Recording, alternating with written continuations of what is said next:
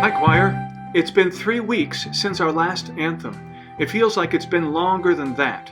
Our last anthem was All the Souls Who've Been Set Free. Then the kids sang when I was gone, and then the bells played for Mother's Day. Now we are back. This Sunday is Senior Sunday, and our anthem will be a charge for the seniors and a reminder for all of us of the great commission that Jesus gave his disciples. Go ye therefore, teach all nations, baptizing them in the name of the Lord. We have sung this anthem before on several occasions, the first being the groundbreaking ceremony for the Southwest campus. We sang it in a tent. Do you all remember? Time flies. Let's talk about the music. Form. The form of this piece is ternary form, or A-A-B-A. In other words, there is a text and melody that is sung 2 times, section A, first time and second time, then a contrasting text and melody sung only once, section B, followed by a restatement of section A. As I've said before, contrast is an important compositional technique in all kinds of music, whether small forms such as this anthem or large forms like symphonies, operas, or musicals. Also, the composer McDonald, who we know from other compositions, uses variation to keep the music interesting and moving forward. You'll see this in key changes, voice switching, and phrase extensions. And it's the voice switching I'd like to talk about right now because it could get confusing. So follow me. Section A. The first time we sing in unison, and it's clearly marked. Let's look right here in the music. You can see right there, unison voices on section A. All right? And then section B, the second time, women sing in the treble clef and men sing in the bass clef. And let's look at that. So, where is it? Yeah, there we go. Section A, this is the second time, women in the treble clef, and you can see right there, men, and I indicated it, okay, men in the bass clef. Okay, section B, at the beginning of section B, the men sing melody, and the women sing harmony. And then in the middle of section B, women sing melody and men sing harmony. Let's look at that just so you know exactly what's going on. Here we go. There's the beginning of section B, and it says they're melody, and the men will sing melody, okay? And then as we go over to the middle of section B, you can see right there it switches. It says right there that women are now singing the melody at measure 43, okay? Section A, the third time, this is on page 6, sopranos and tenors sing the top line, and altos and basses sing the bottom line. Then they switch back to normal at the middle of page 7. So let's look at that real fast so you can see those those indications. You see right there? It says right there, sopranos and tenors at measure 57 sing the top line together, and then altos and basses the bottom line. And then as we go to page 7, I indicate that things will switch back right here. Sopranos and altos then on the top line, the treble clef, and tenors and basses on the bottom line, which is now converted back to a bass clef. So look at the roadmap a little bit so those indications become clear to you. And then we finish the piece normally with the men in the bass clef and the sopranos in the treble clef. Okay, conducting. I will be conducting this piece in a slow 2 conducting pattern. And it's requested at the beginning of the music. If you look at the beginning of the music, it says the feel of this piece is in a slow 2. Now it's written in 4, 1, 2, 3, 4, but the tempo necessitates a slow 2 pattern, or I'll look like a hyperactive conductor, more hyperactive than I already am. So it'll be kind of like this. 1, 2, 3, 4. Go ye therefore, teach all nations. It'll be clear I'm conducting. And as I recall, this is the way I've always conducted it, so it should not be a surprise to you. I just wanted you to be aware of this because we're not in person rehearsing it. Breathing and phrasing.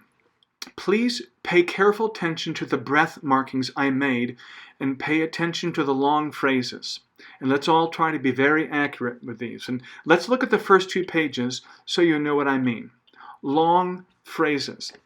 As usual, I use squiggly arrows to indicate singing through long phrases. Let's look right here.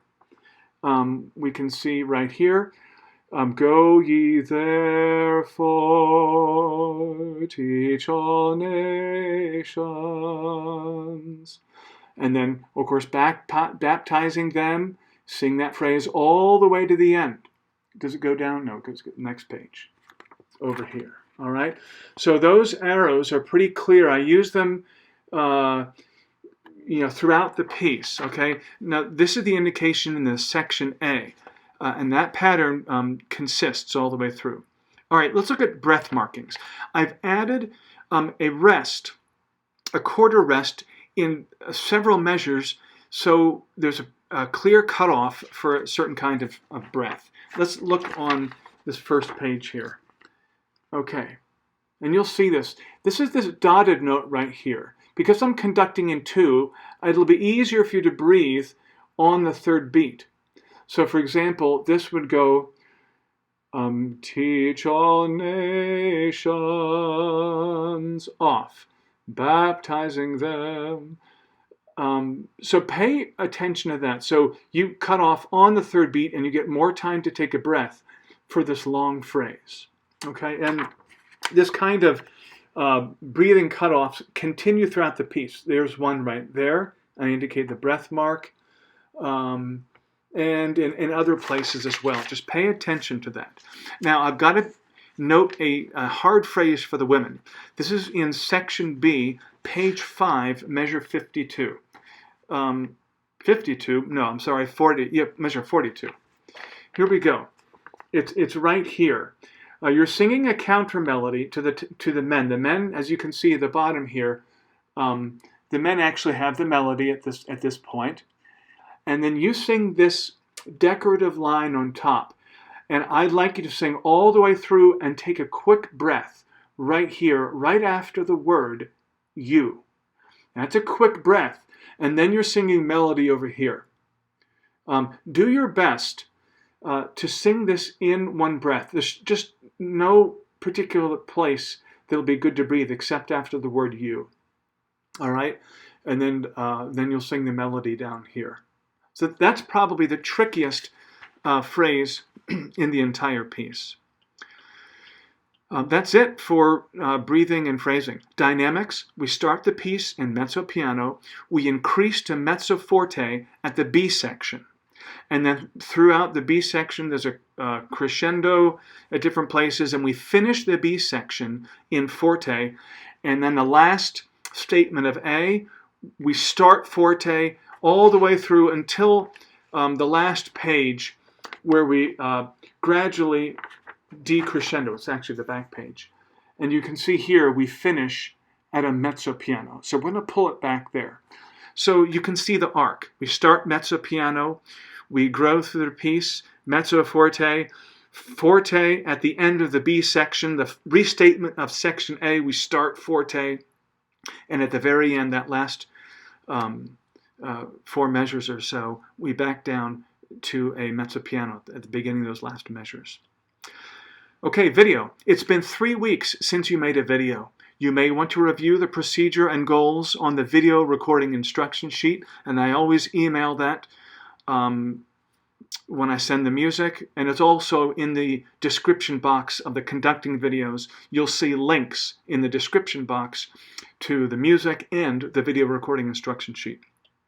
And in general, remember to be about 2.5 or 3 feet, 2.5 feet away from the camera and the microphone, and make sure you frame your shot so your head's towards the top. There are still a couple people that I'm getting videos like this. Okay? Please take time to make sure your shot is framed. I need a little bit of the torso and the head in the picture, and try to get some good lighting, just like this, as best you can. All right. Enjoy making your video. I always look forward to assembling them together, to see your wonderful faces, to hear your wonderful singing and putting them together. And this is an important anthem. that we're offering to send off our graduating seniors, and to remind all of us of the commission that Jesus has given us. Have a great and blessed week. See ya.